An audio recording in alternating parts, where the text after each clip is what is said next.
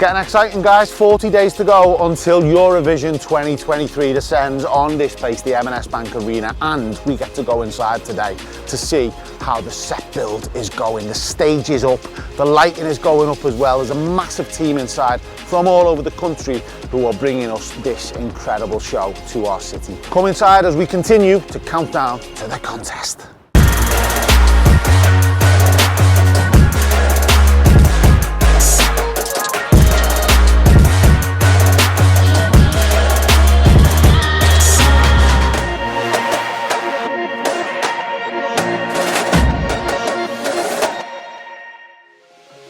So hard hat is on, high vis is on, and you can see behind me, it looks incredible already at the M&S Bank Arena. We're kind of a few days in now to the build. Faye Dyer, how exciting is this? Isn't it just? So after months and months of planning and preparation in partnership, we're now into the new chapter, which is delivery. So we've just 5 weeks to go to the opening ceremony. What you can see behind us is the build that started now for Eurovision. So it's all about rigging and truss at the moment. And of course, that means that all the special effects and all the lighting, etc., can be hanged off it and hung off it safely.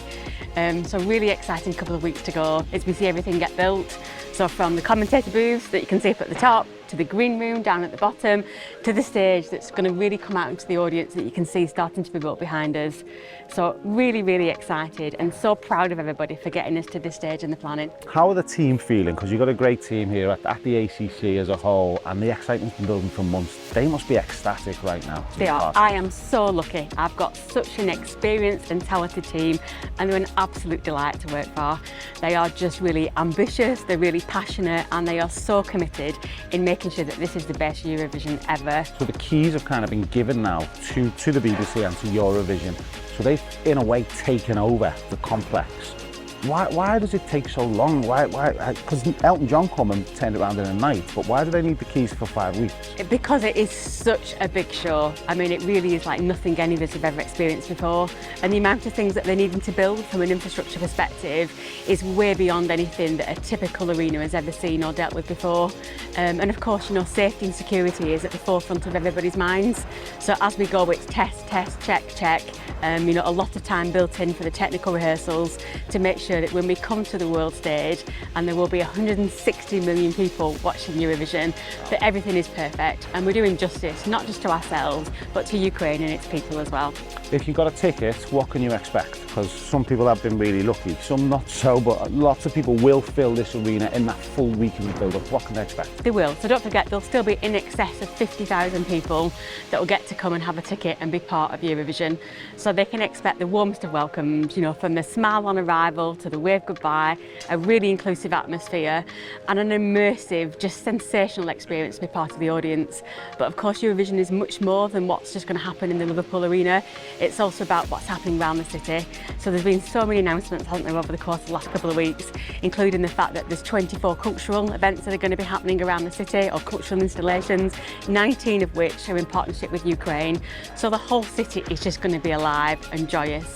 So whether you've got a ticket or not, you know, come down and explore Liverpool. It's a fabulous city, and it really is just going to be fully animated and alive during the 2 weeks that's Eurovision. Okay. So build is underway. So obviously it's just about progressing now, isn't it? This studio set, if you like. So the next step, what does happen now? Yeah, the next step in a couple of weeks is when we get into technical rehearsals. So by that stage, everything is built and we start to see the delegations arrive. So of course there are 37 countries involved in Eurovision, and we cannot wait to welcome those delegations from all over the world. So that's the next key step in the chapter. And then of course we move into the opening ceremony on the 7th of May, and that's when the fun really does begin. Okay, we got all that news on the Guide Liverpool as always. Faye, best of luck to you and the team. Really exciting as Eurovision, the build for 2023 gets underway.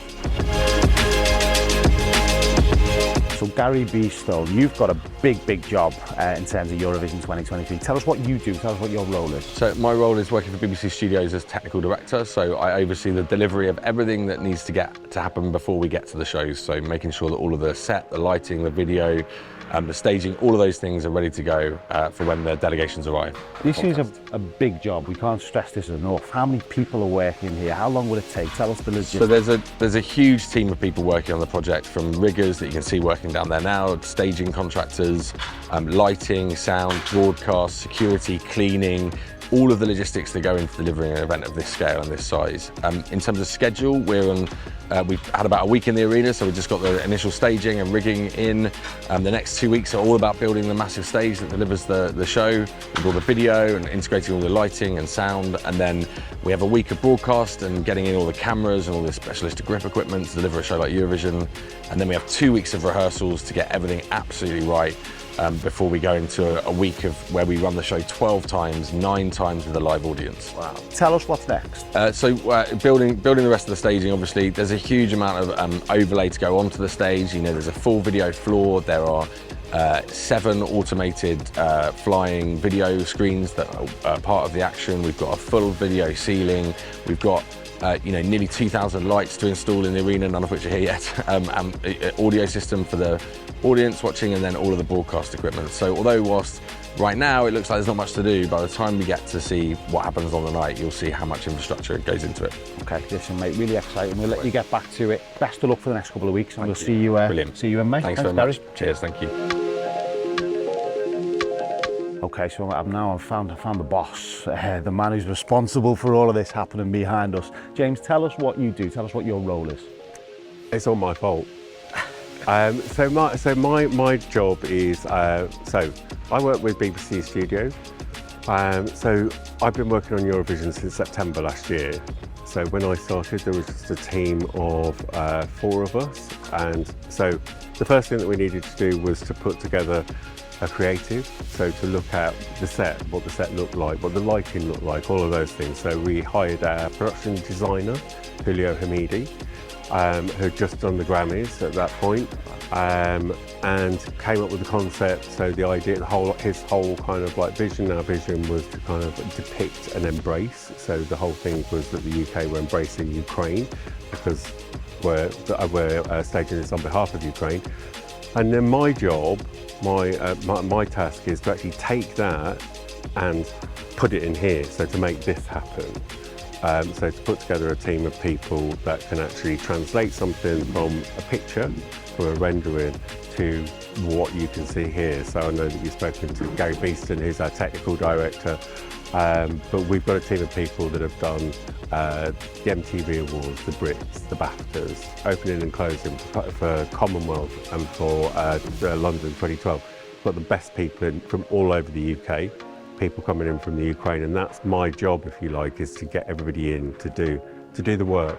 Now I know I'm a bit biased because I'm a Scouser and I love this arena. You know, I remember when this was built and we were here with hard hats on when it opened.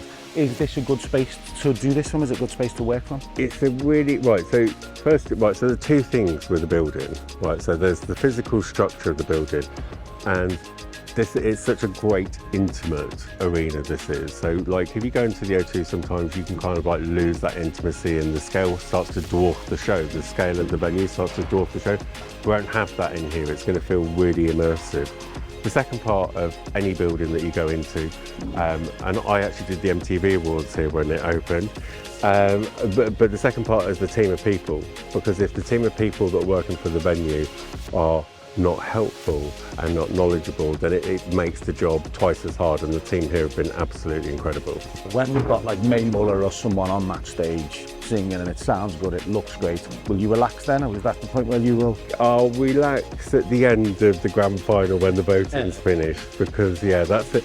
Nobody talks about the voting. That's just such an the complexity of getting all of those feeds in, and the scoreboard graphics, all of that. It's like always with Eurovision, there's like another layer, another thing, and that's when the voting's finished and the actual stage singing, I'll start to relax a little bit. We'll see you on Matthew Street or something then with a drink. Exactly. Yes, I'll be there. I'll be at the Euro Village. Well, listen, mate. Thank you so much for doing this for us, and best of luck for the next few weeks for the build for Eurovision 2023. Thank you very much. Loads more, as always, theguideliverpool.com as we build up to the city's biggest ever event, Eurovision 2023, here at Liverpool Arena.